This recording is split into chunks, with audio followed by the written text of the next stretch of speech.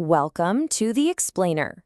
Today, we're diving into one of the most powerful fields of engineering, one that you probably never even think about, the science of heavy lifting. We're going to go inside the official Riggers Handbook to see exactly how the impossible gets moved. Okay, so let's just jump right in. We've all seen them, right? These massive cranes piercing the skyline, these giant trucks hauling unbelievable loads. But have you ever stopped to really think about how a crew lifts, say, a multi-ton section of a bridge without it all ending in total disaster? Well, the secret isn't just brute force. Not at all. It's this fascinating dance of physics, meticulous planning, and extreme precision. Now, you might think a job this big starts with a powerful machine, but you'd be wrong. Every single heavy lift, before a single engine ever rumbles to life, begins with a document. The professionals call it Il Plan Maestro, the master plan, and it's something everyone involved has to follow, to the letter. In the industry, this is called the method statement, and you can think of it as the absolute Bible for the entire operation. It is an incredibly detailed dossier that breaks down every single step, every piece of gear, every person's role. Literally nothing is left to chance. And look, this isn't some binder that just sits on a shelf collecting dust. Copies go out to everyone on the ground.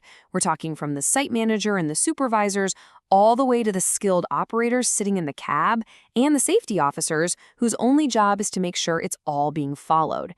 Every single person has to know that plan inside and out. So this is where it gets really interesting. The plan has to account for way more than just the weight of the thing being lifted. The biggest challenges, the real nail-biters, are often the things you can't even see.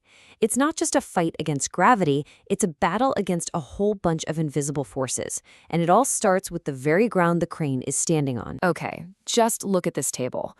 To move 1 ton across perfect, smooth concrete, you need just 10 pounds of force. Seems easy enough, but try to move that exact same load onto soft sand, and suddenly, you need up to 150 pounds of force. That is a 15-fold increase in the resistance the planners have to figure out how to overcome. So you start to get it, right? The ground is never just the ground. Every surface, whether it's concrete, asphalt, or mud, is a completely different engineering problem to solve. Each one is a unique enemy that the plan has to perfectly adapt to and defeat. And here's another one of those invisible enemies, wind. Now, check this out. Down at ground level, you might have a 50-mile-per-hour wind. Okay, pretty gusty. But go up 450 feet to the top of the crane where the work is actually happening, and suddenly it's blowing at over 90 miles an hour. That's nearly double the force trying to push on the equipment, and it's incredibly expensive cargo. So, with all these invisible forces pushing and pulling, how in the world is the machinery itself designed to cope? Well, the engineering doesn't just stop with the plan on paper. It is built right into the steel of the machine. It's being put to the test every second. You know, the operator isn't just up there guessing. Their cab is basically a high-tech cockpit filled with electronic aids. There's a boom angle indicator showing the precise angle of the arm. You've got sensors that tell you if the cable drum is getting too full or too empty, or if the hook is getting dangerously close to the top. But the safety goes so much deeper than the computers in the cab. It's engineered into the very smallest connection points. I mean, we're talking about the specific spots where the entire lift can either succeed or fail catastrophically, all based on one little piece of metal. Okay, take a simple lug and pin connection. It looks so simple, doesn't it? But engineers have to calculate and prevent 3, count them, 3, completely different ways it could fail. There's tension failure, where it's basically pulled apart.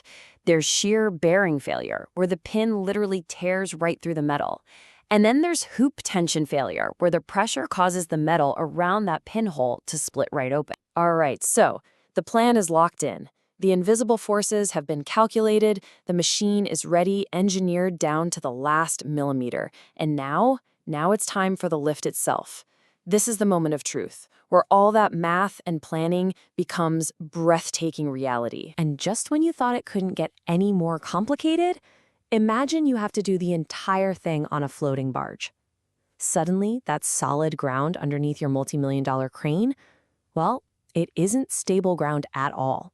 It's moving. Okay, don't panic. You don't need to solve this. Just look at it.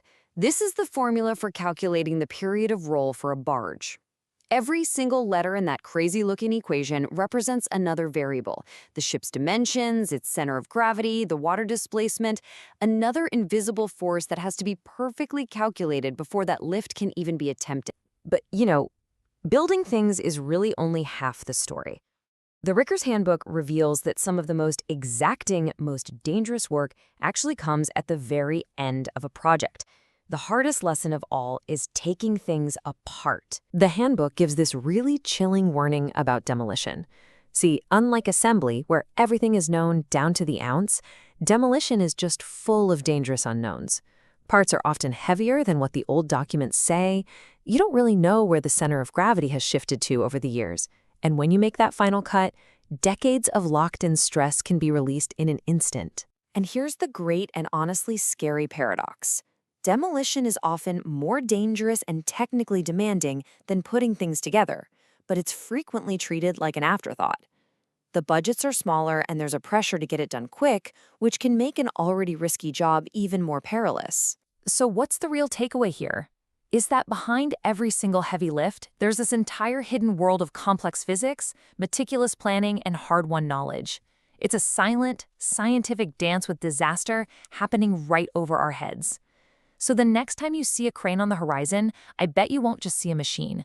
You'll see the science and the incredible human ingenuity holding it all up.